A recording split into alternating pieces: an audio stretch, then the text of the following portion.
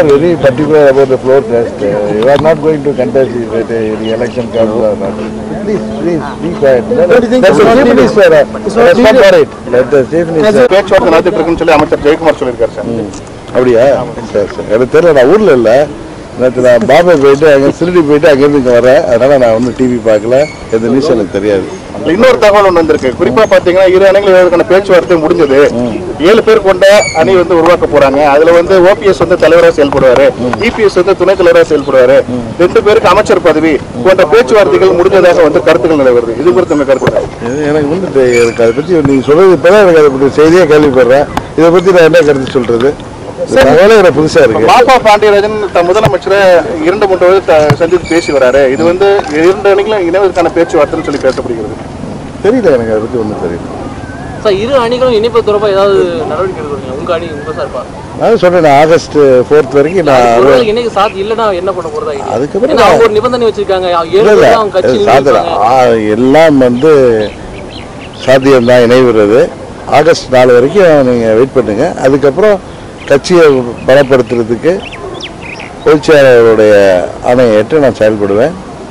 இது அணிகளை இணைப்பதற்கு நிச்சயம் இணைக்க முடியும். அதை எப்படி செய்ய வேண்டும் என்பது பொதுச்செயலாளர் பல ஆலோசனைகள் வழங்கியிருக்கிறார்கள். அதன்படி செயல்பட்டு 2 அணிகளையும் நிச்சயம் நாங்கள் இணைப்போம்.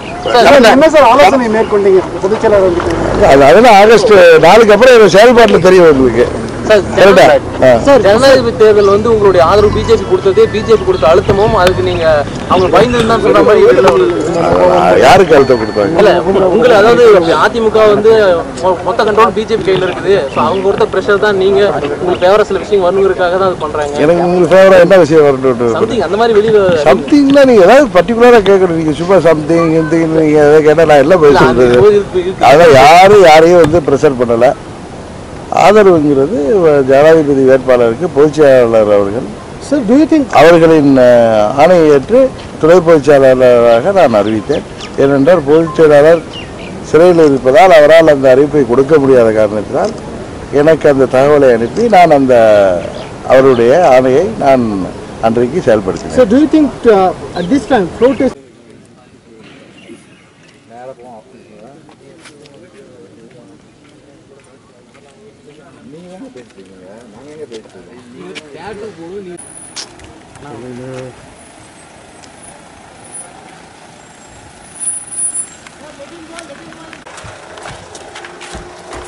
லைவ் ஆன்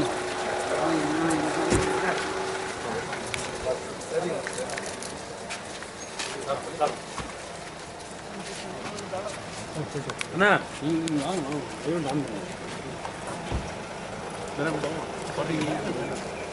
அது யாருக்கு குறுக்க ஓடி வருது? எல்லாரும் தான். சார்